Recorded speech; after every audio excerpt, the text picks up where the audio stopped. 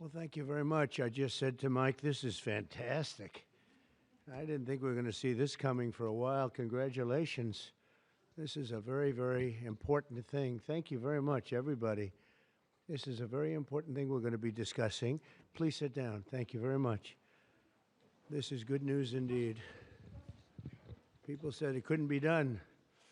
You got it done. I just have to sign, right? That's very good. This is really something.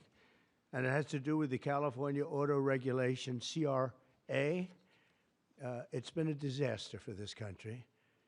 And I want to thank everybody for being here. We officially rescue the U.S. auto industry from destruction by terminating the California electric vehicle mandate once and for all.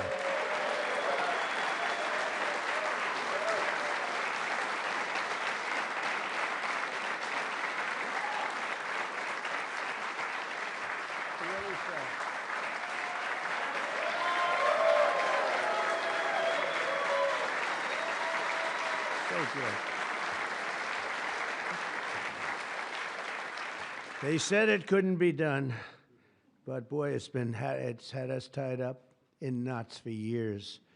And they'd passed these crazy rules in California, and it would be 17 states would go by them. The automakers didn't know what to do because they're really building cars for two countries. When you have 17 states, you're building cars for two countries.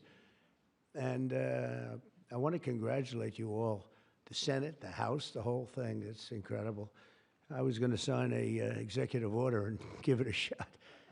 But the one good thing with this, number one, it holds up forever. And number two, unless somebody votes it out, they'll never do that. And it's just so much better, huh? It's so much better. That's so great. Very proud of you. We're joined today by the great Speaker of the House. I think he's going to go down as a great Speaker of the House, too. I may be wrong. I may be wrong. Who knows? Who the hell knows? I think he is. And he's doing something, the only thing I would say is more important than this one, and I'll tell you what, it's almost close. That's how big this is today. But the great, big, beautiful, I added the word great, you know, I used the word. The great, big, beautiful bill. It's going to be one of the most, I said it this morning to a group, I think it's the most important, one of the most important pieces of legislation ever signed, ever approved. So it's going to be something very special. Thank you very much. Speaker of the House, Mike Johnson, thank you. Secretary Sean Duffy. And they had a problem in India today, and you're on that. Sean's doing a tremendous job. Secretary Chris Wright, everybody said you'd never be able to get him. He's the most talented man, they say, in the oil and gas industry. I'll let you know in about 2 years if that's true.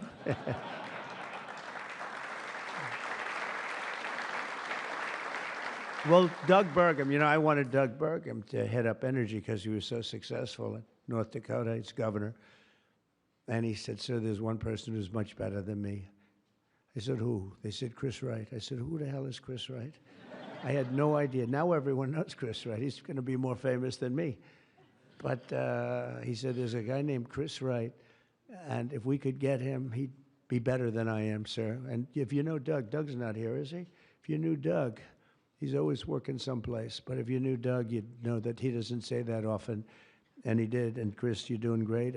But I don't like the oil prices have gone up just a little bit over the last few days. I was going to call it. It just really starts screaming at you. Are we okay? Nothing wrong, right? It's going to keep going down a little bit, right? Because we have inflation under control perfectly. You probably saw the records. Everyone's on television saying, what's going on here? Trump has proven to be right. You know, all of these things. We've taken in $88 billion in tariffs in 2 months. $88 billion with no inflation.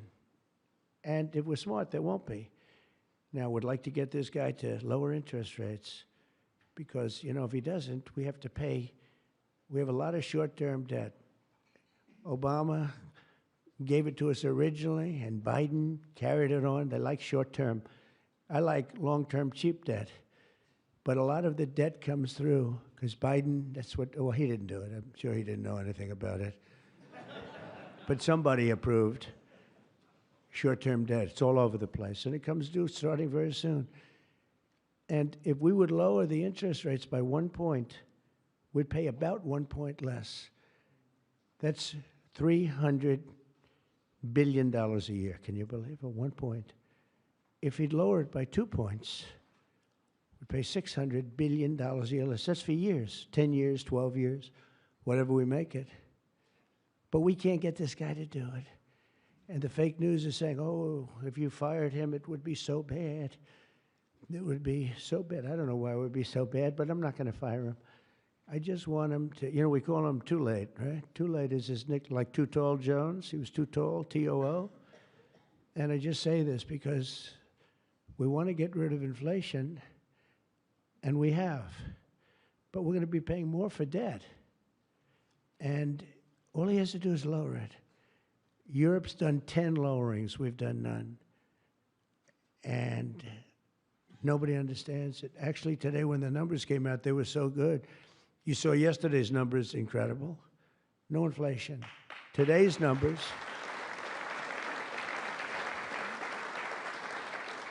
Today just came out, same thing, no inflation. They're all shocked. All these guys are watching from business, CNBC, and all of these different networks. Maria Bartiromo actually got it right. She's been getting it right for a long time, that one. I hope she's appreciated. And Joe Kiernan's been very good at CNBC, I must tell you, but other people aren't so good. But I will say that they can't believe what's happening. But if I could, because we can discuss, we get a lot of press, we get a lot of cameras rolling right now. Not that I like doing it, because I don't. But if we cut our interest by 1 point, for years, we save $300 billion. If we cut it by 2 points, we save, because it's pretty equivalent.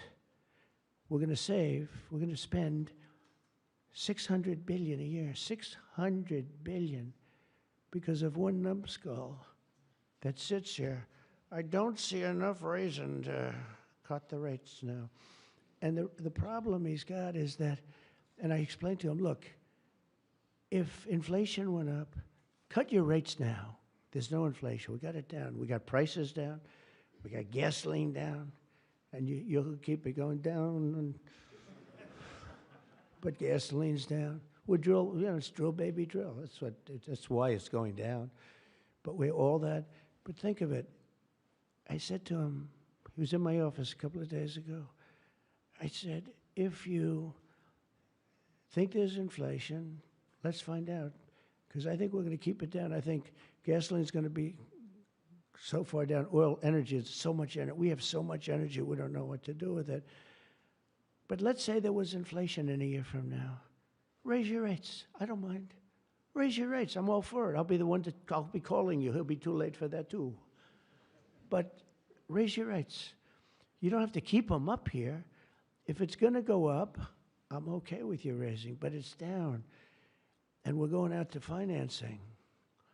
And I may have to force something. Somebody said, who's the genius that thought of that? I said, it's me.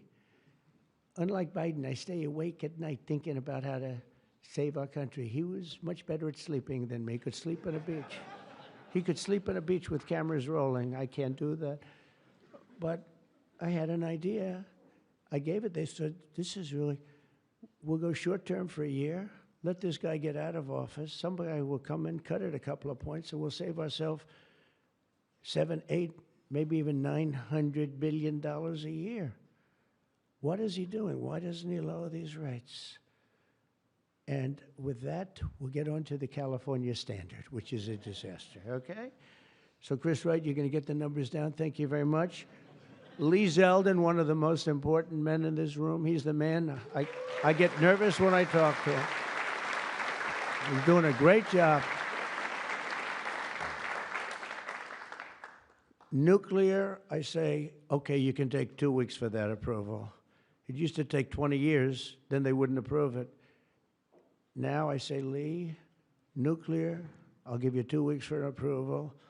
A coal-fired plant, you only get a couple of days. And oil and gas will give you a week, okay? Something like that. But he's doing it so fast, and we have so many plants being built right now. It's so beautiful to see. And one of the reasons they're coming here is because they have to produce tremendous, especially the AI, they have to produce beyond believable amounts of electricity. And they're doing, I said to them, I think this was more or less my idea. They didn't have the idea only because they didn't think a thing like this was possible. I said, as you build your plant, you're going to become a utility. And you're going to build a separate plant right alongside of it. You're going to build it. You're going to build a plant that produces electricity. And you'll produce it through natural gas, coal, nuclear. We don't want to produce it through wind because we don't feel like ruining 50 miles of beautiful plains and beautiful vistas. And but we want to produce it. You know, interestingly, China's opening up a coal plant every single week. But now I'm finding out it might be 2 plants every single week. And, you know, usually that's a good gauge. If they're using coal, I guess we're supposed to use coal. And, you know, we went to a coal standard. And not that you have to use coal. You're going to use whatever's best. I want to introduce also Senate Majority Whip John Barrasso, who's a tremendous guy, doctor. Okay? And he is a tremendous guy, tremendously talented doctor. When I have a medical situation for the country, for myself, I haven't used him, but I might have to. Maybe I'll do that. If it's serious enough, I think I'd probably do that. But he's a tremendously talented gentleman who happens to be a senator and one that's very respected. Chairwoman Shelley Moore Capito, and congratulations. I just endorsed your son. Did you know that? I endorsed your son.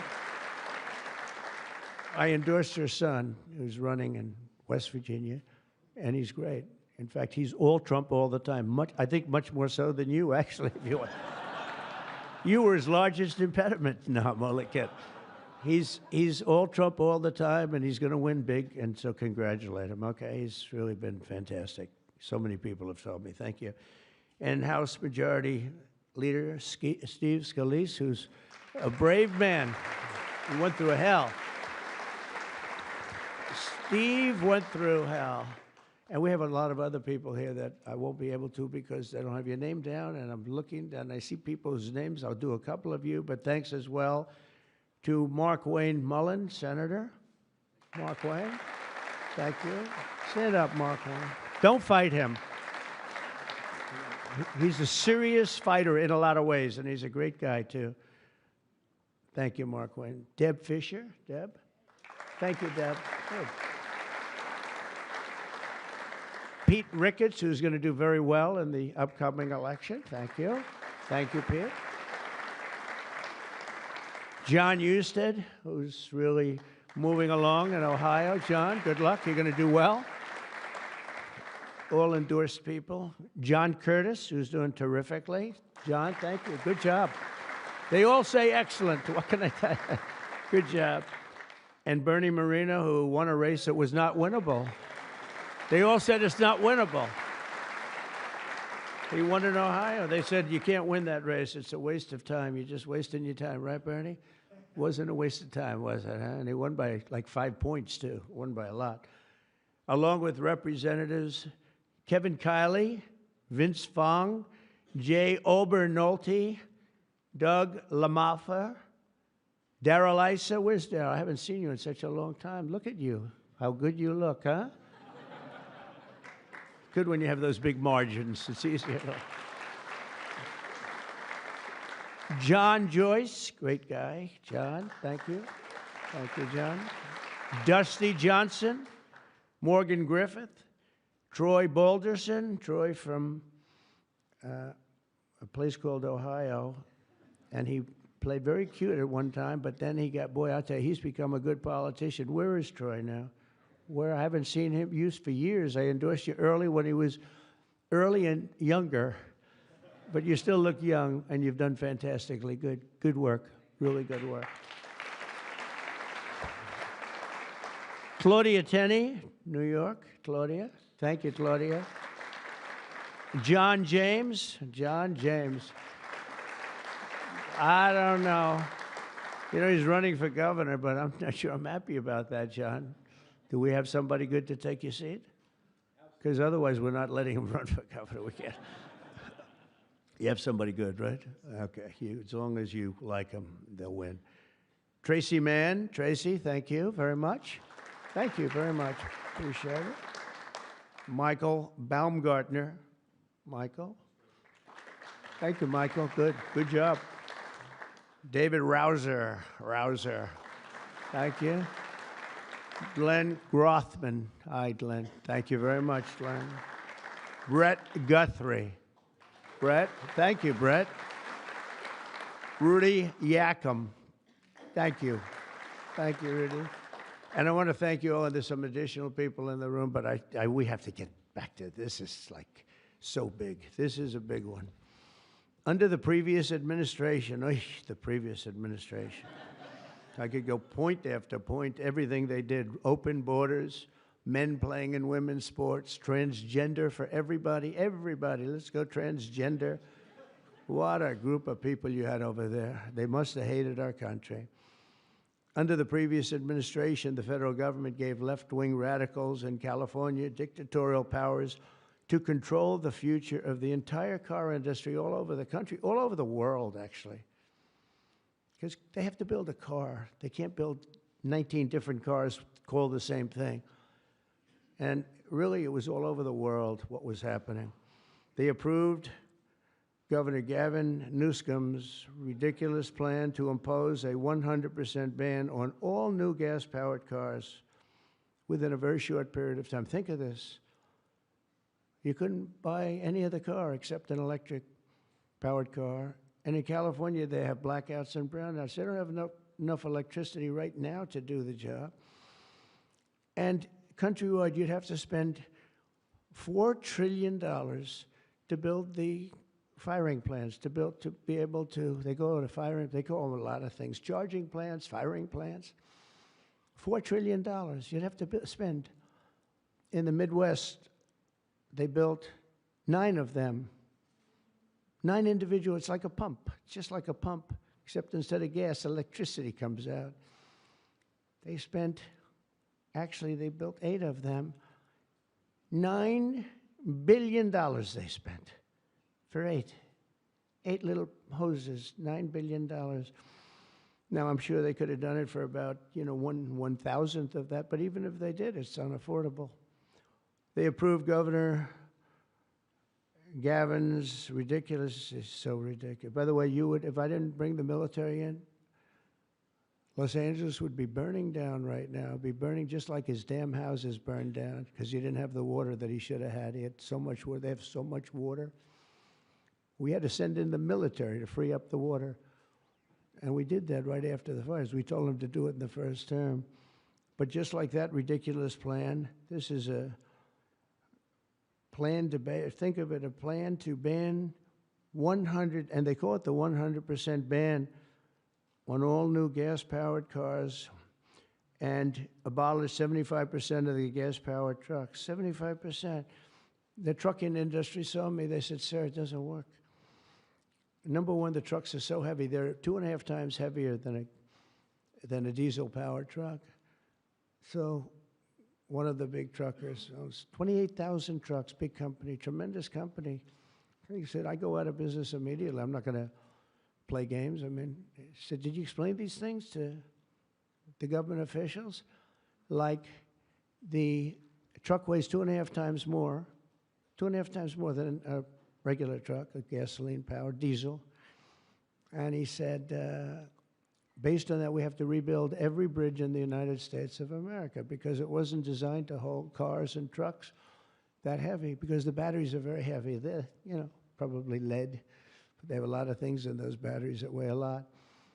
But it's 2.5 times. It's a simple number, 2.5 times. And if you want to do this, you have to spend trillions and trillions of dollars on rebuilding every bridge in the United States, and I guess throughout the world, because they do follow us.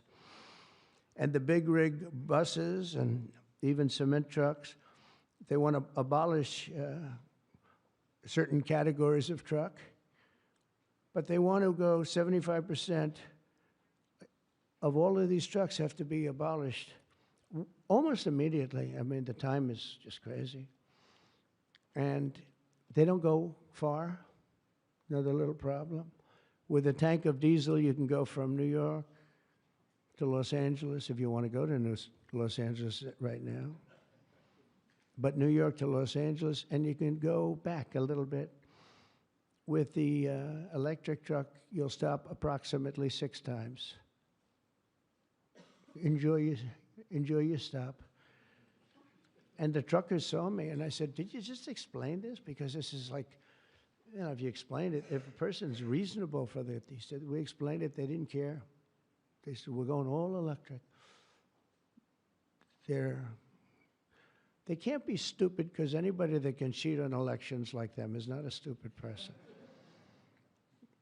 But they must hate our country. But I said to this big trucker, he said, sir, I've been buying trucks my whole damn life. He's a rough guy, smart guy. He said, I got thousands of them. I've been buying them for 50 years. And every single year they got better. They got more efficient, they got bigger, they got stronger. I build apartments in my trucks now for the drivers. I said, what's an apartment? That's on the cab, they put this in. And sir, I know you like luxury, but you wouldn't mind living in one of these. I said, maybe I would, maybe I wouldn't. I mean, it doesn't sound too appealing, but I said, so what's the problem? He said, so I noticed one thing. For 50 years, every single year, one thing happened. They got better. They got stronger. They got more efficient. They got faster. They could carry any load. If we went to this standard, we'd go back beyond 50 years. They wouldn't go as far as a truck from 50 years ago. It would be too heavy and have all the other problems. He said, we'd be going backwards. We'd be taking a trucking industry, would be starting all over, but actually it would be worse because it was better 50 years ago than. So I said, what are you going to do if I don't win this election? This was before the election. He said, you don't win the election, I'm going to close up my business because I'm not going to lose he said, I'm not going to lose my ass. I know exactly what's going to happen. It's going to be a catastrophe. It's the craziest thing I've ever heard. They're making you buy stuff that doesn't work. It's no good. It doesn't work. And I'm all for electric. If you want to buy electric, you can buy electric. Cars are great. If you buy the right ones, cars are great. And you should be given the option, buy the electric car, buy a gasoline-powered car, buy a hybrid. Probably not hydrogen, because hydrogen has a tendency that when it blows up, you're gonzo, it's over. They find you 75 yards down the road, you know. Where is he? Well, I think that's him, but I'm not sure. So, you know, they said, we think we can solve the problem. I said, that's not good enough when they think. No, it sounds like it's quite severe. If it doesn't work, Steve, it'll work most of the time, but if it doesn't, it's over. It'll make your accident look like peanuts compared. You wouldn't be around, I'll tell you, because it's pretty bad. But some people like it. I don't know. Let's see what happens. But I would say it's off to a bad start. But because of the size of California's population and the fact that 17 other states follow California, that's the problem. 17 other states follow California. They have the most ridiculous laws I've ever seen for a lot of things. This is just cars, but and trucks and they have a lot of them for other things. But we have, it's called the California Car Standards. And this horrible scheme would effectively abolish the internal combustion engine, which most people prefer. Like so far, I'd say about 90%. In fact, General Motors announced yesterday they're going to spend about $6 billion on, because of tariffs, and maybe because of my election on November 5th, but because of tariffs, I think, more than anything. They're all coming back. They're coming back from other countries that took them 25, 30 years ago. They're all coming back. We have now almost $15 trillion. They had almost nothing last year, and the year before, they've very, very little. Nobody wanted to be back here. Nobody wanted to come to our country anymore because we were like stupid people. We looked like stupid people. We were laughed at all over the world. Now we're not laughed at anymore, I can tell you that. But they wanted to shatter our domestic supply chains and literally grind civilization to a halt. We would have gone so far back. It's hard to believe, actually. Hard to believe when you don't have enough electricity to give a person a little air conditioning in the summer, and now they want you to take electricity and fire up all these cars. But we're not going to let that happen. Meanwhile, all of the auto jobs would be shipped to China because they're very strong on electric. And it lives off an estimated 200,000 American auto workers would be destroyed. It's one of the reasons I did so well with the United Auto Workers. And now I'm really doing well with them. I did phenomenally with them. No Republican ever got any numbers like I got. And the Teamsters, too. Sean O'Brien, the head of the Teamsters, these guys, they like Trump because I produce jobs. They know that. Everybody knew that the auto workers knew better than anybody how good the tariffs were. And the head of the auto breakers, I don't know him at all, but he didn't like me at all. Now he's going around saying, this guy's unbelievable. He was very nice to me the last few months. During the campaign, no, but if I've proven, I've proven it. I've done what I said I was going to do, and we've brought back tremendous numbers of jobs. And you're having auto plants built all over the country, all over. There's never seen anything like that. They're leaving from Mexico. They're leaving from Canada. They're leaving from other parts of the world. If they want a Mercedes-Benz, you're going to have it made here. It's okay to have a Mercedes, but they're going to make it here. Otherwise, they're going to pay a very big tariff. They already are. That's one of the reasons we have $88 billion. It's a lot of money. But that's peanuts compared to what we're going to be making in another few months. They haven't even kicked in yet. But we're not going to let any of these bad things happen, these stupid projections that I've been reading about for the last 6 months. I think these people are either corrupt or really dumb. And they're supposed to be economists. In the campaign, I promised to end this disaster, and today our Republican majorities in Congress have delivered. And I don't know, I can't imagine. It's so obvious. It's so good. Did we get any Democrat votes? Did we get one? Two? Who? 35. I think that's great. I think that's great. You got 35 Democrats. I think that's great. That, as far as I'm concerned, one in the Senate. On something that's so good. But who is the one? Well, I shouldn't have asked. I congratulate her. I don't care. I think it's great. It's very interesting. Why did I ask that question, Mr. Speaker? But in a few moments, I'll sign 3 pieces of legislation that will kill, totally kill. You can't do anything about it. They can't take us to court. They can't do any of the things they can do with the executive orders. And it's permanent. I'll sign 3 pieces of legislation that will kill the California mandates forever, and they're never coming back. Now, the auto companies are the most happy because now they're going to be designing and building one auto. It will be much cheaper. It's a much less expensive.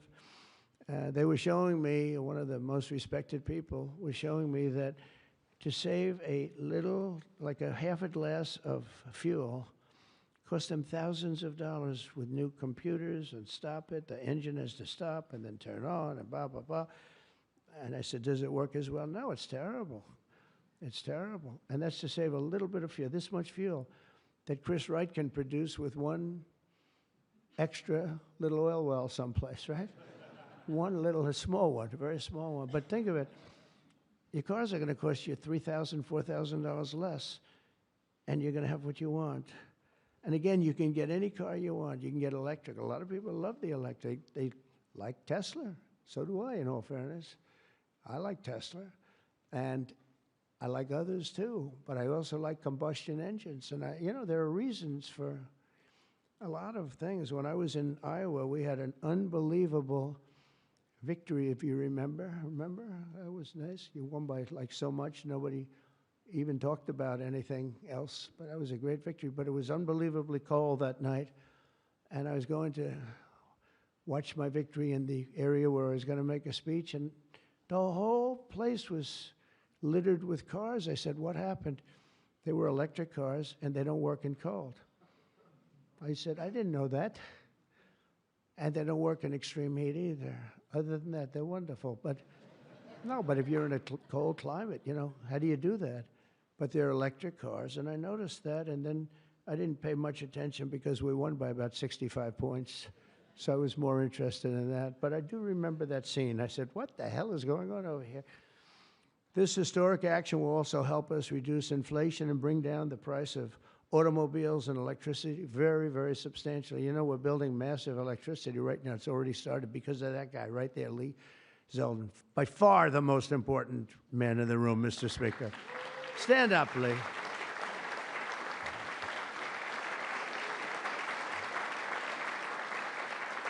He blows you guys away, John. He blows the politicians away. I'm sorry right now. He's a great politician, though. He almost won for governor in New York, which is just missed by a few points. And that was another race that was not winnable, but you almost got it. But I think what you're doing now is even bigger if you want to know the truth. I think it's actually more important if you can believe that. Under the previous regime, car prices skyrocketed as a direct result of the mandates. These mandates, this nonsense that you had to do. And they had so many other rules and regulations that the car companies who are here today appreciate that. And Susie Wiles is here today. Stand up, Susie. Most incredible woman. Most powerful woman in the world, they say. She's the most powerful. She was rated the most powerful woman in the world. Susie Wiles. One phone call and a nation is destroyed. She could destroy 5 nations with 5 calls, and she's doing a great job. More importantly, right? Doing a great job. Nobody like. Energy prices would likewise soar as a radical left forced more electric vehicles onto the grid while blocking approvals for new power plants. They want to block the approvals. They want you to have a car with electric, but they block the production of the juice that runs the cars, and all of them, all forms of cars. It's just the craziest thing. We're in a different sphere now. We're in a whole different planet right now. The result would be rolling blackouts and a collapse of our power systems. We'd have a total collapse. You couldn't do it. You couldn't even do it. Think of it, they're forcing you to do something, and they want you to do boats also. I assume boats are being covered by this, and boats, they want you to go all electric, and the batteries are so heavy, the damn boat practically doesn't float. I used to have a lot of fun talking about that one on the tours. We'd talk about it. And I said, what would happen if the boat sank? Because we went to North Carolina, South Carolina. We visited boat factories. Unbelievable guys. And they said, sir, we have one problem. They're forcing us to go electric for the boat. I said, how's it going to work? The boat will not float, sir. So heavy, and it won't go fast, and lots of other. And I did ask him a question, because I have a lot of background. My uncle was a big shot at MIT, the smartest guy. He never had a smarter guy, and I guess I have a little of that. My first question was, what would happen if the boat sank? Do you get electrocuted? Remember I said that? And I used to be decimated by these people back here, right? I used to be decimated. They'd say, what kind of a crazy question is that? So I'm actually serious. What happens if you're in an electric boat and the boat is going down? You're in trouble, Susie. And I used to say, remember, I'd get decimated. The audience loved it, but the press would laugh at it. I said, so if I have my choice of going down or jumping 5 or 6 yards away from the boat, but there's a shark there, what do I do? You know what I said? I'd rather be electrocuted. I said, I'll take electrocution every single day. But actually, he said, nobody's ever asked me that question, sir. He makes boats. Nobody ever asked me that question. This is really an unusual question. He said, and honestly, I don't have the answer. He wasn't able to. I said, don't worry about it. If I win, you won't have to worry about it. But today, we're saving California, and we're saving our entire country from a disaster. Your cars are going to be thousands of dollars less money. And even the ones that, if you buy electric, we're not going to make you do certain things that are just a waste of money and just time-consuming waste of money. They make you do things that are no good for anybody, make the car worse, and make it much more expensive. Over the past 5 months, our administration and Republicans in Congress have fought for the American auto worker and for Teamsters and for, by the way, right to work. We have them all. We have, we just call them just workers. We fought for workers like no one has ever fought before. I understand that. It's why we won. We won with workers. We won with young people.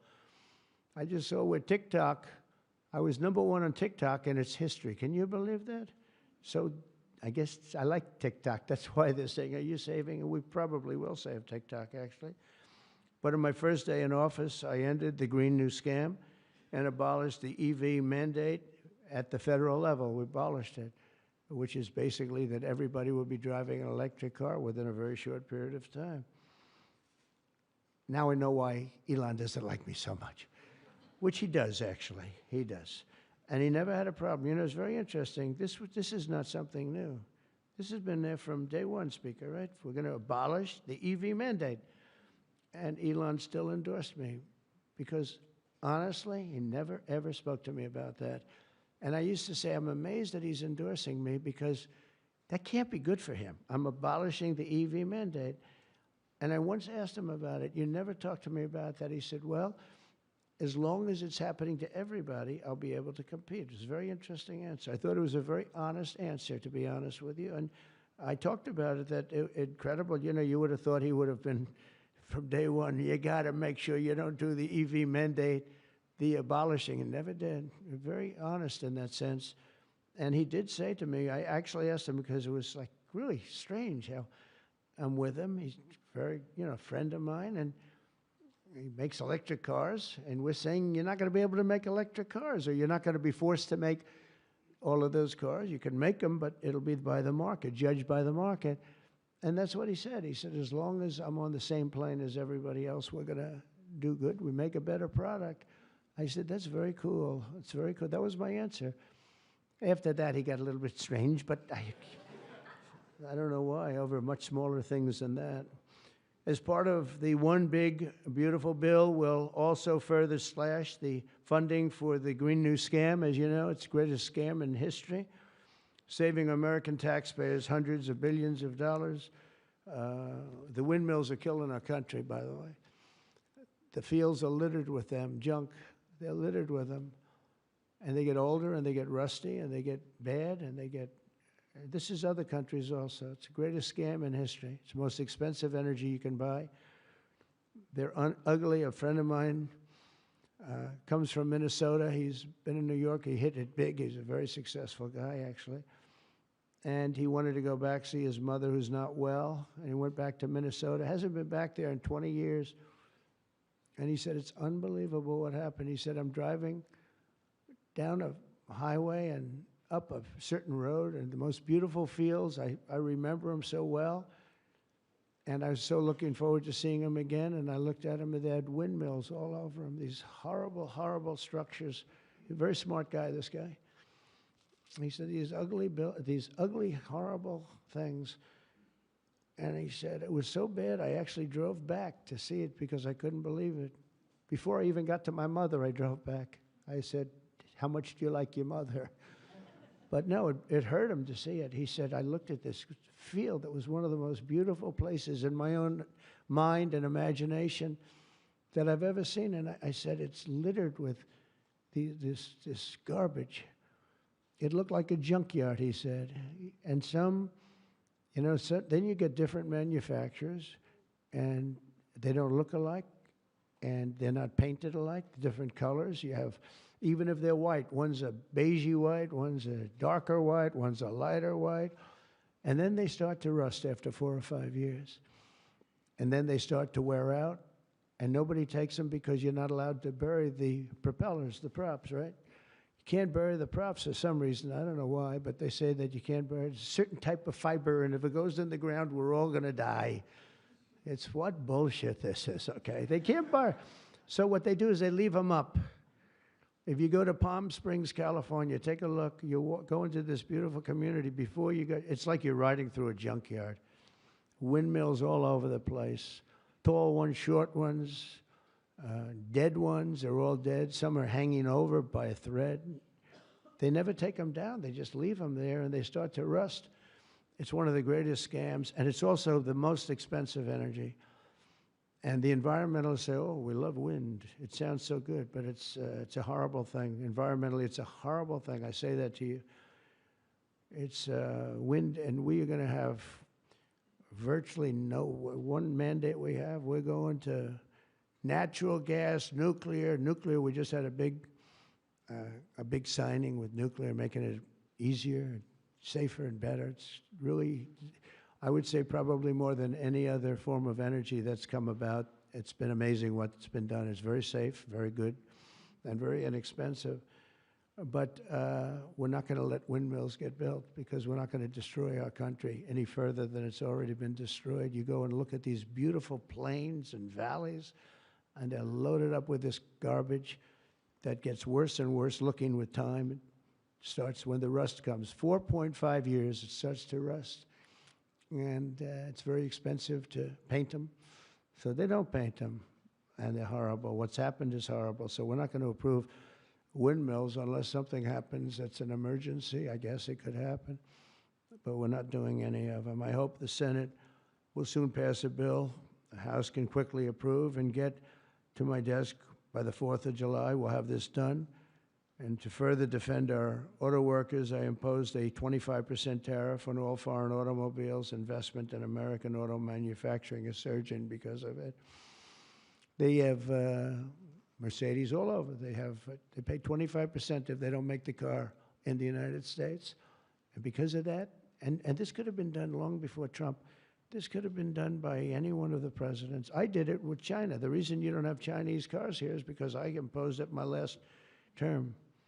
I actually asked the question. I said, do we have any Chinese cars here? No. Why? Because you imposed a 25 or 27.5% tariff on Chinese cars. So they're not coming here, but they are going to Europe all over the place.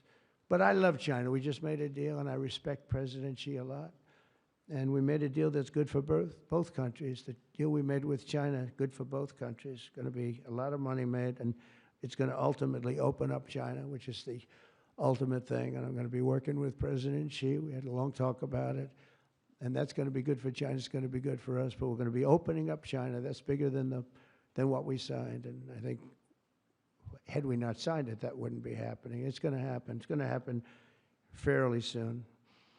But to further defend our auto workers, I imposed this 25% tariff on all foreign automobiles and investment in American manufacturing and auto manufacturing. All manufacturing is surging.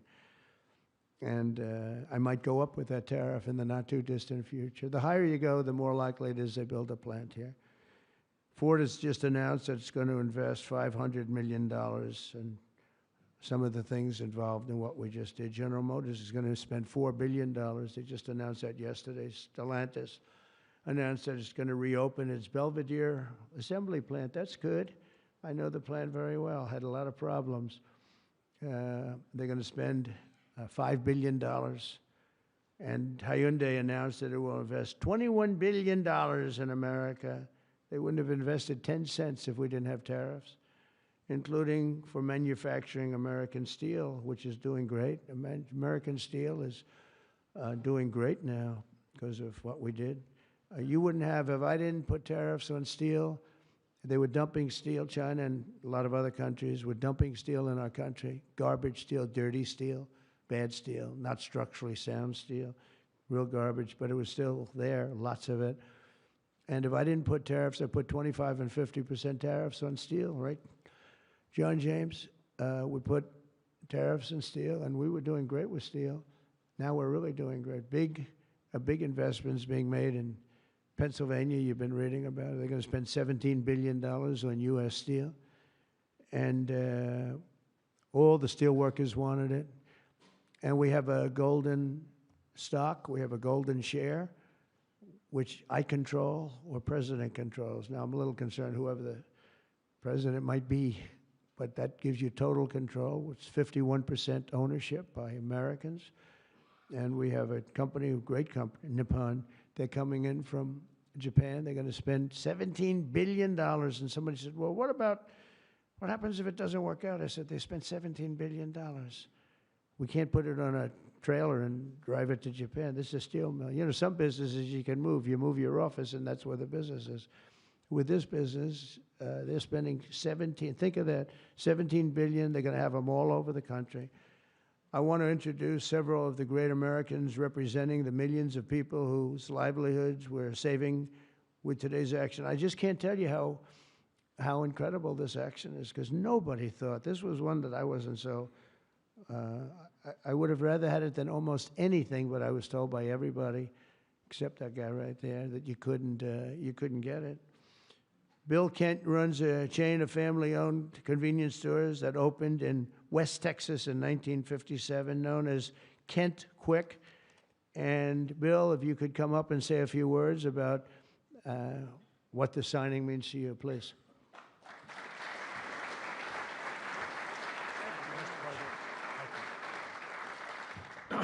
Wow, you're probably wondering why I've called you all here today, right? What a great day. From my perspective, I'm in the convenience store and petroleum marketing business, and what this does is it gives us freedom. It gives the consumers freedom to pick what kind of car they want, but more importantly for us, it gives us the ability to plan going forward, because with mandates, we were forced to have to look at putting in infrastructure that frankly is extremely expensive and doesn't give you any return. So this allows us, it's going to free me up and our companies up to invest in what people want, in the cars they want, and it's a great day. So, Mr. President, Congress, thank you, Steve, everybody, thank you so much. Thank you.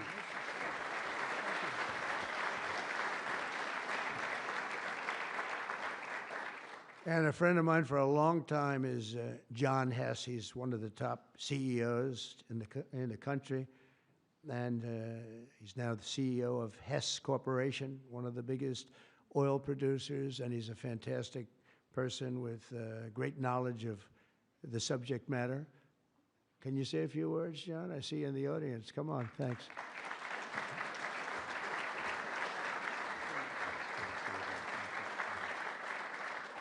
Hi, I'm John Hess, and CEO of Hess Corporation, a proud producer of oil and gas in North Dakota and the Gulf of America.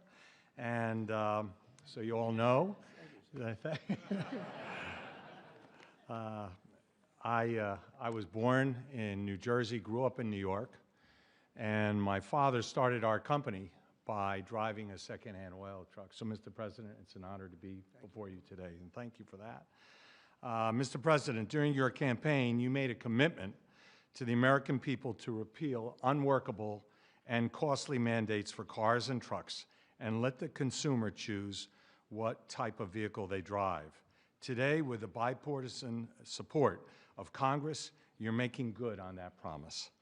I'd like to recognize Speaker Johnson, Leader Thune, other members of Congress whose tireless efforts were critical to the outcome we're celebrating today.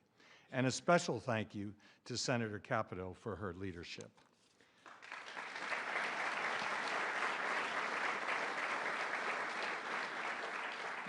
This announcement today is about consumer choice and affordability for American families. It's also about making our country, auto industry, more competitive, Mr. President, and you said that very eloquently. As you know, Mr. President, one-size-fits-all policies like those adopted in California do not work. America, in every state, every American should be able to choose what they want to drive, not the government. We as a country would be basically leaning into our competitive advantage with this repeal on oil and gas. Oil and gas are a strategic industry for our country, underpinning energy dominance, economic prosperity, and national security. We are truly energy independent. So, Mr. President, on behalf of Hess Corporation, on behalf of the oil and gas industry, and every family across our country, thank you for your courageous leadership and your commitment to consumer choice and energy affordability. Thank you very much.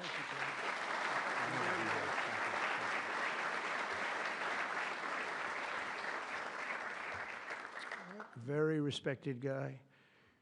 The California EV mandates would also have devastated our nation's incredible truck drivers and the trucking industry, and I gave you a little bit of a rundown on that. But a diesel-powered semi-truck can drive from Reno, Nevada, I'll give you some other locations, Nevada to Los Angeles, California, and back on a single tank of diesel oil, diesel fuel, but the same exact journey would require an electric truck driver to stop also 6 times at recharging stations, adding an estimated 9 hours to the trip. I don't know too much about the trucking industry, but this is not sounding good. Here to discuss a little bit about the trucking industry, Gina Jones, and Gina, a real expert on trucks, I can tell you that. She's going to come up and tell us about trucks. Thank you, Gina. Thank you, Dad. Thank you, Mr. Thank you very President. much. And thank you, members and Congress. The trucking industry has America's back, and we are grateful that a president and the administration that have our back too. Today, trucks are 99% cleaner than a generation ago. We need great partners in government to continue that process. We cannot allow one state's regulations to disrupt our entire nation's supply chain. Allowing California to do so would have negativity impacted the hundreds and thousands of truck drivers who deliver critical goods across the country each and every day. In order to deliver for American families and businesses, we need realistic national standards. With the signing of this resolution, Mr. President, you have delivered the leadership that trucking industries need. Promises made, promises kept. On behalf of the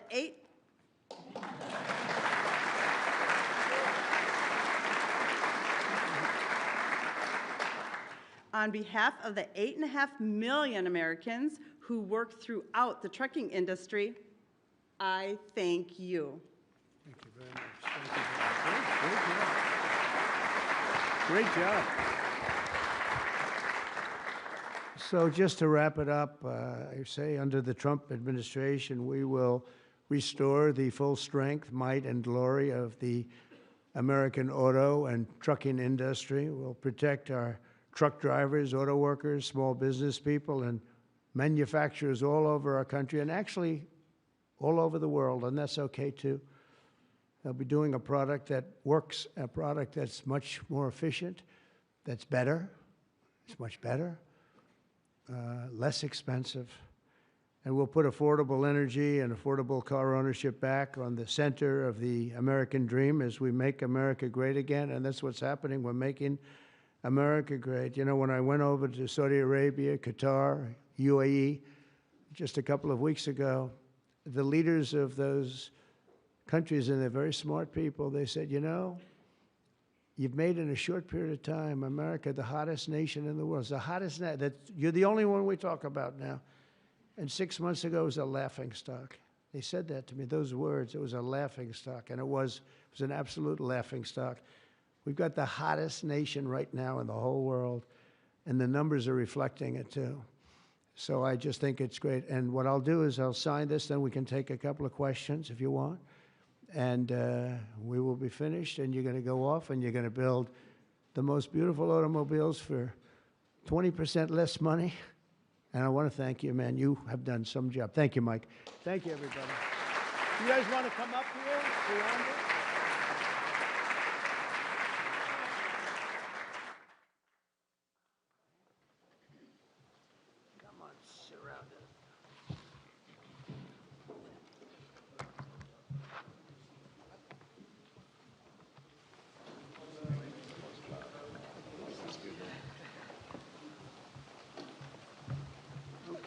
sign 3 bills that do everything I just said.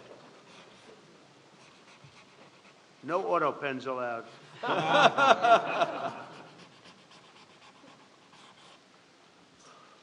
That's for you. Keep that, Mike.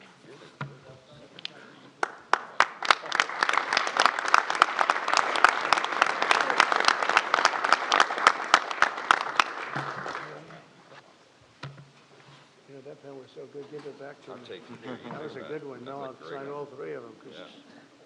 you never know what you get with the new one. Number 2.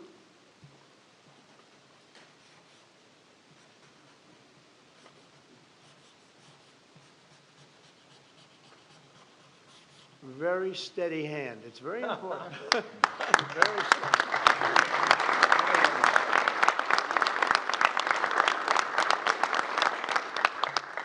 Only a steady hand can sign like that, right? Absolutely. Right? I've been told that, actually.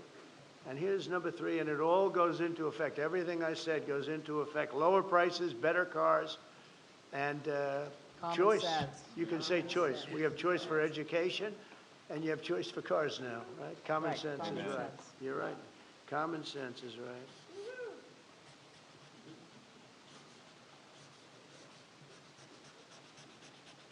Okay, now I can give you the pen. And I'll give you these. Shelley? All of you, sir. Congratulations, Thank you, Mr. John. President. Okay, you'll take these. Pass these around, fellas. Where's John James for his father? Oh, thank you. You have one, John? Yes, sir. Thank you, Mr. President. Pass them around. Okay, everybody, there's a few extra, you're gonna take them and give them to some of the people. Okay?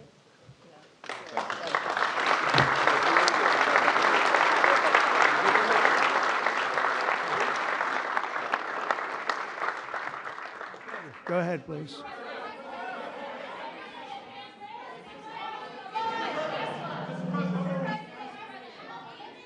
All right, Brian, yeah, please.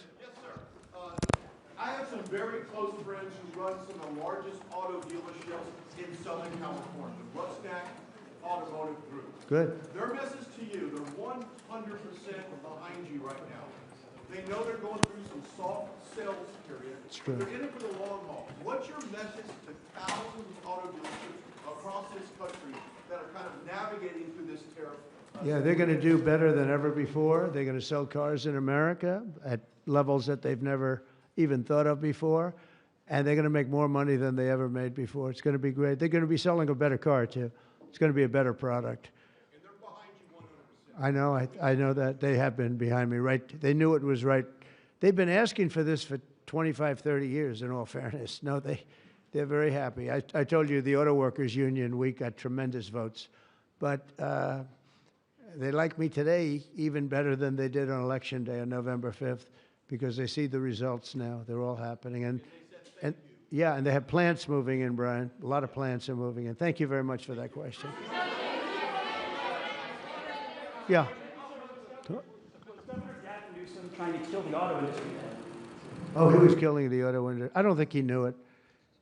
I think he's a guy who he's just got a faulty thought process. You look at that train. The train is the most. I've seen people, stupid people with cost overruns for years. I've watched where something would cost twice as much or 3 times, but this thing is costing 20 times more. It's the most incredible disaster I've ever seen. That's one. The cars are just as bad. Everything's bad. And now you have this situation. So his own sheriff, who's a good man, by the way, said 2 days ago or 3 days ago that we could not have done this without the military. They were going to take over this whole, they couldn't have done it. Now today they got him to change his tune. He said, oh, I think we could have handled it. You know, it's so sad. He was so honest. I was using his quote all over the place, and they got him to change. But he knows. Los Angeles would be right now burning to the ground, just like the houses burned to the ground. It's so sad what's going on in Los Angeles. Think of it. They had a fire that should have never had because they should have listened to me in the water. Eventually, we broke in and we had the water come down from the Pacific Northwest. I could show you pictures now with the half pipes, the big half pipes coming all the way down California. Water, so much water. They don't have any droughts. They don't have any. They have so much water. They sent it all out to the Pacific Ocean for 20 years. So ridiculous. And we got them to take it now. But what they do and what they're doing, this is a big problem. And what they really want to do is keep criminals because they're trying to protect criminals. Sanctuary cities are a disaster in this country. And most of the voters don't want them. Politicians like them for whatever reason, but I think the politicians are wrong. That's why we won in such a convincing fashion. We won all 7 swing states. We won by millions of votes. We won 2,750 districts as opposed to 505. That's why when you look at the map, it's almost all red. It's got 2 little blue stripes on each side of it. It's almost all red. But now you have to, I always got along with Gavin. I like Gavin. I've liked him, always. He said I never called him. You know, they asked him a question on Fox, I guess. I never spoke to him. He doesn't remember the call. He doesn't remember. I never spoke. And then I produced a phone call. I had it. It took me about 2 minutes. I said, well, here's the call. It lasted 16 minutes and 4 seconds, and it was at 12:30 in the evening. I actually made a call, didn't pick up. I called him a second time, and he picked up. And I told him, I said, you have to get your ass in gear because you're going to have a problem there. And he would have. If we didn't bring the military in, he would have had, you would have right now something. And I went through it because I follow the rules 100%, and I watched in Minnesota, where you have the man who ran for vice president of the United States. Fortunately, he was a disaster. But he wouldn't call in the National Guard. And I eventually called in the National Guard, but it was seven days late. I said, I'll never do that again. I'm never going to, if I see problems brewing, if they're not going to do the problem, I'm not going to wait 2 weeks. Because that city, Minneapolis, burned down. If you remember the CNN anchor, he was standing there saying, yes, this is a peaceful rally. And behind him, the entire city was on fire. Looked like World War II. And I appreciate the question. Please. Thank you.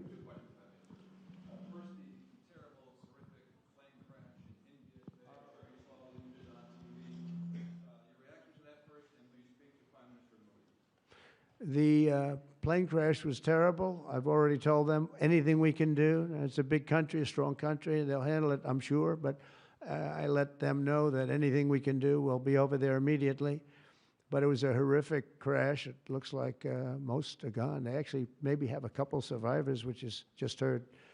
But that was a horrible crash. Nobody has any idea what it might be. I gave him a couple of pointers. I said, maybe you'll look at this or that. You know, we saw the plane. It looked like it was flying pretty well. It didn't look like there was an explosion.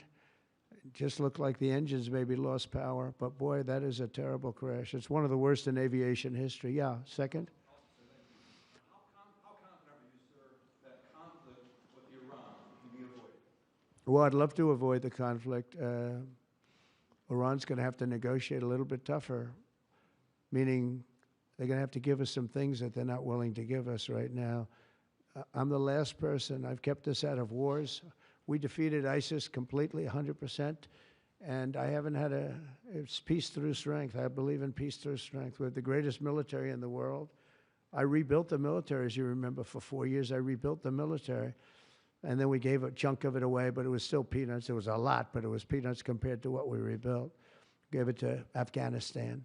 One of the most embarrassing moments in the history of our country with the whole withdrawal, the way they withdrew was very embarrassing. But we rebuilt the military. We have the greatest, strongest military. We defeated ISIS. We defeated ISIS.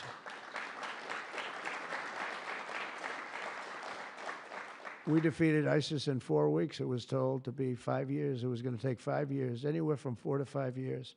We did it in 4 weeks. With, by the way, headed by the general who's now the head of the Joint Chiefs of Staff. That's why he's there.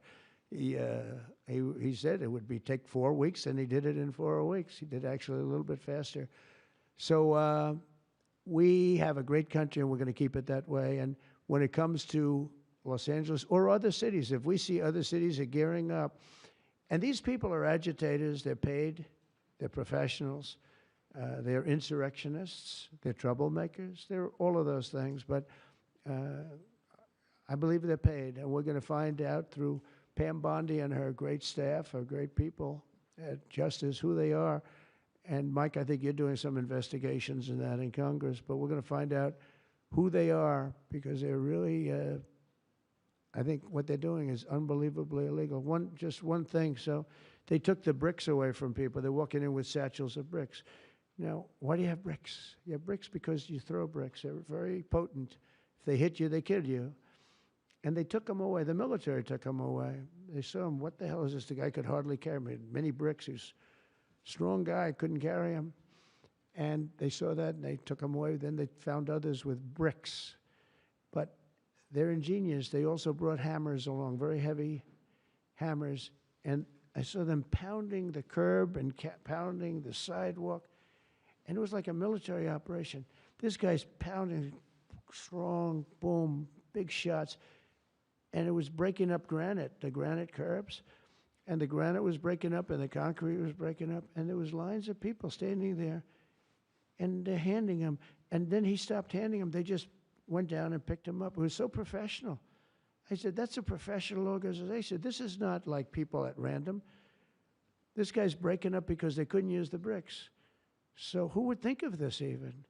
Did a lot of damage. A lot of curbs are broken. A lot of sidewalks broken. But I never saw that before. That's one I haven't seen. I thought I saw it all.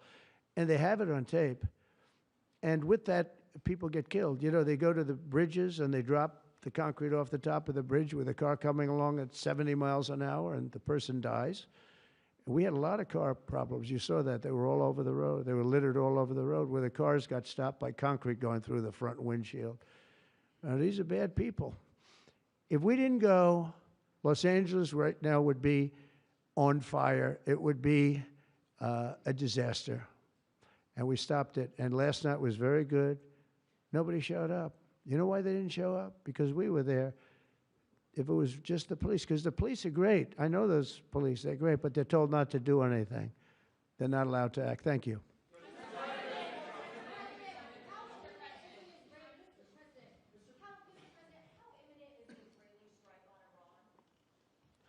Well, I don't want to say imminent, but it looks like it's something that could very well happen.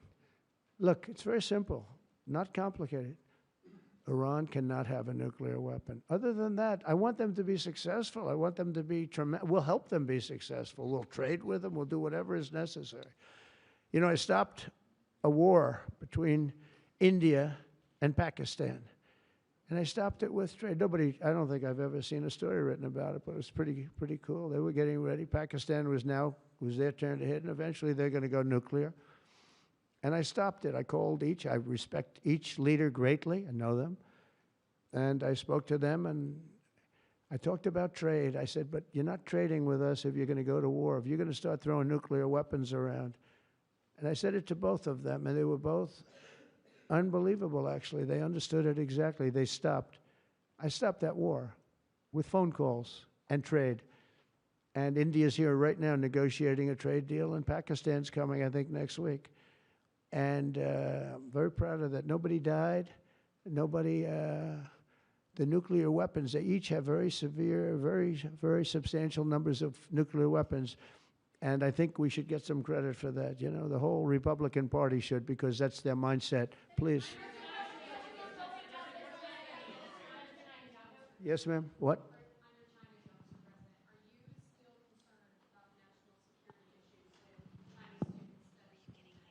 Look, I've always been in favor of students coming in from other countries. That includes China. And we have 500,000 Chinese students coming in. I've always been in favor of it. Does it mean that you have to watch people? Yeah, you have to watch students, but you have to watch other people also. I've always been strongly in favor of it. I think it's a great thing. It's good for our schools. I think it's good for our country. I'm also in favor of having them stay. I've been in favor of letting them stay. If you get educated for 4 years, you're willing to get educated for 4 years. I like people being able to stay. You know, they have some great students. You have some, yeah, These are Republicans clapping. You know, because a lot of Republicans don't like that idea. I happen to like it. I'm a real Republican, believe it or not.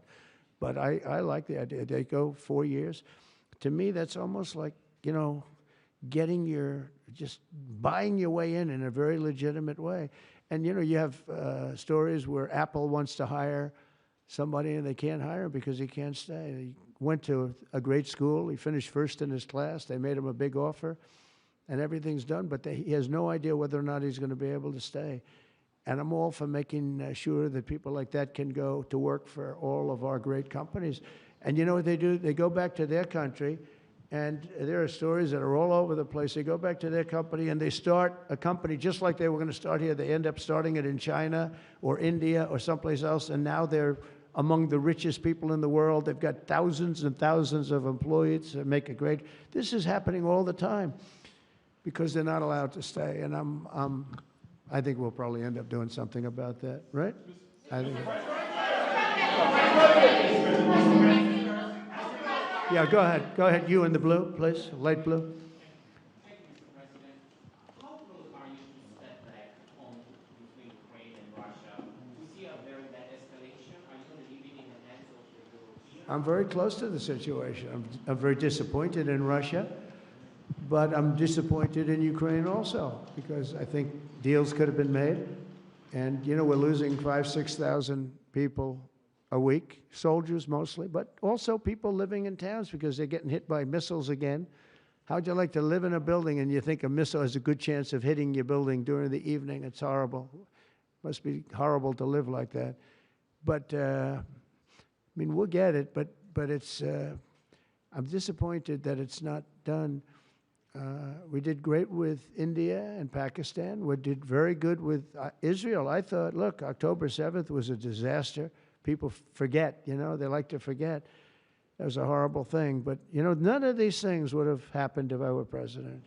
If I were president, none of it would have happened. You wouldn't have the Israel problem. Iran was broke. They had no money. We had big sanctions on them. Biden immediately let them get rich, $300 billion they have right now. But they had no money for Hamas or Hezbollah. They had no money for anything. It was perfect. We wouldn't have had inflation that was caused by oil, Chris.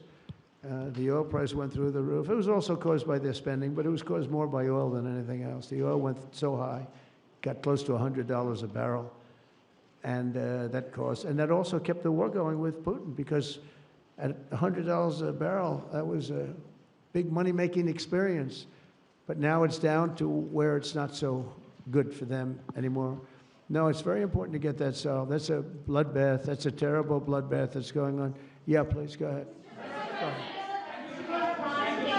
Following up your question, answer on India and Pakistan for stopping the war between them. India says that they cannot talk to Pakistan unless Pakistan takes actions against terrorists. We're going to get those two getting together, you know. I told them, India and Pakistan, they've had a long time rivalry over Kashmir. And I said, I can solve anything. I'll be your arbitrator. I will be your arbitrator. I can solve anything. And I started the first question, how long has it been going on? They said, 2,000 years. I said, oh, that's a problem. Maybe I'll think about it. Mr. President, Mr. President. When I heard 2,000 years, I said, maybe I'll have John Hess solve that problem. Mr. President, will you punish Israel for striking Iran? Peter? Thank you, President Trump. I have two. First, on immigration. What made you change your mind about targeting in California farmers and people in the hotel and leisure business? Well, we're not targeting. In fact, if you look today, I put out a statement today about farmers. Our farmers are being hurt badly by, you know, they have very good workers. They've worked for them for 20 years. They're not citizens, but they've turned out to be, you know, great. And we're going to have to do something about that. We can't take farmers and take all their people and send them back because they don't have maybe what they're supposed to have, maybe not.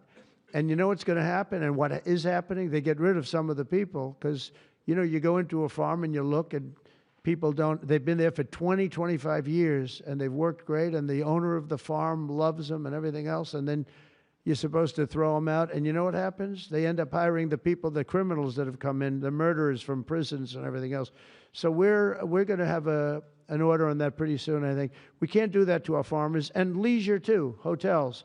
We're going to have to use a lot of common sense on that. And my other question about the Middle East, as the Israelis apparently gear up for some kind of an attack, possible attack on Iran, are you trying to talk Netanyahu out of doing that, or are you so against Iran having a nuclear weapon that you're okay, he does his thing because it is not an American war? Yeah, it's a very fair question. Look, I want to have an agreement with Iran. We're fairly close to an agreement. We are fairly close to a pretty good agreement. It's got to be better than pretty good, though, but it's got to be, I'd much prefer an agreement. As long as I think there is an agreement, I don't want them going in because I think that would blow it. Might help it, actually, but it also could blow it. But we've had very good discussions with Iran. Whether or not we get there, I can't tell you, but it'll happen soon. I say this, Peter, very strongly. They can't have, whether it's going in or not going in, they can't have a nuclear weapon. I'd prefer the more friendly path. And can you tell us what the Israelis told you that made you start to evacuate the dependents of servicemen and women who are stationed in the Middle East? They didn't tell me anything, but I said, look, there's a chance of massive conflict. We have a lot of American people in this area, and I said, we got to tell them to get out because something could happen soon. And I don't want to be the one that didn't give any warning and missiles are flying into their buildings. It's possible. So I had to do it. You know, I had the choice. Do I do it or not? Doing it has its downside, but it also has its upside, like you're going to save a lot of lives if it should happen. Hopefully that doesn't happen. Right? Thank you.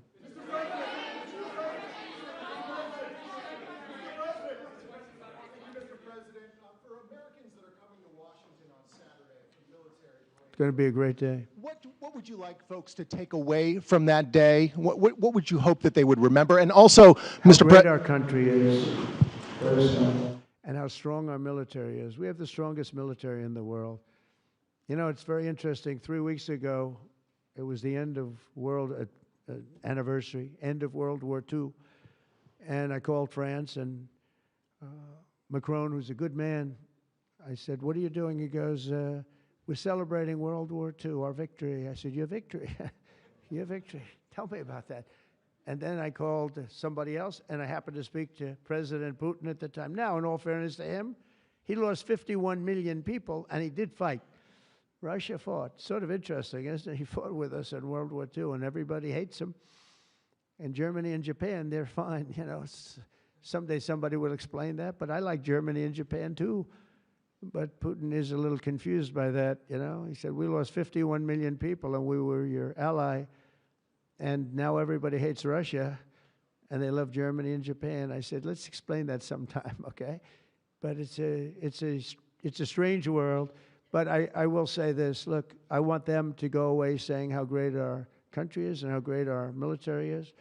And I was making all these calls. For some reason, I spoke to like 4 different places. Sir, are you celebrating? And I said, you know, we won World War II and World War I, right? We won them. And yet we're the only country that doesn't celebrate. Everybody's celebrating except us. And I said, we should celebrate too. Several No Kings protests planned across the country on Saturday as well. What are your thoughts on those? What do they call it? No Kings? No Kings. I don't feel like a king. I have to go through hell to get stuff approved. A king would say, I'm not going to get this. A king would have never had the California mandate to even be talking to him. He wouldn't have to call up Mike Johnson and Thune and say, fellas, you got to pull this off, and after years we get it done. No, we're not a king. We're not a king at all. Thank you very much. Go ahead. Yeah, go ahead. Sir, go ahead. Mr. President, sir, you made a lengthy posting today on Truth Social about Senator Rand Paul. Do you expect to see him at the picnic tonight, sir? I do. I look forward to seeing him, actually. I like him. He's the hardest vote in the history of the U.S. Senate to get. Probably won't get him, but he's a very tough vote. I mean, he's a very tough vote. He's always been a friend of mine. You know, I endorsed him and got him elected. I got him elected twice. But I don't think he understands how great this bill is. This is a great bill. No tax on tips, no tax on, you know, the Social Security payments. It's unbelievable what happens. No tax on overtime. You work overtime, no more tax. It's so, those are big, but they're minor compared to the big things. Taxes reduced. And let's look at the other side. If it doesn't get approved, a 68% tax increase, 68%, including the fact that the Trump tax cuts kick in, but it's a 68% tax increase and many other bad things. I don't even want to, some of them are so bad I don't even want to talk about them. I think it's one of the greatest bills we'll ever pass in this country, and I think that Leader Thune and this gentleman right here, what he's gone through on this with, you know, we started off with a majority of 1, now I guess we have 7, so it's like easier, but it's really sort of 3. It's 7, but it really equates to 3, right? And we have great support. I mean, I can't tell you, I can't guarantee, but when you have a majority of essentially 3, where you can't lose anything more than 3 votes, and you get it passed, it's pretty amazing. And I think it's going to haunt the Democrats because most of the bill is common sense. It's tax cuts, it's border wall funding, it's military funding properly spent. It's all things that are like common sense. They're all good. There's nothing tricky about it. It's basic stuff. And we don't intend on getting one, think of it, not one Democrat vote in the House. Mike, not one. Maybe somebody will come along. I don't know how they can run for office. So many different things. We're gonna, very important, Medicare and Medicaid are gonna be strengthened, not hurt. You know, they're using fake narrative. Oh, we're gonna, no, they're gonna be strengthened. We're gonna strengthen them. They're gonna destroy them because under their policies, Medicare and Medicaid go away. Social Security under them is gonna be devastated. With us, it's gonna be kept, but much stronger than before. And very interestingly, I saw this and I proved it because for 4 years, I never hurt Medicare, Medicaid, or Social Security. I've already been there.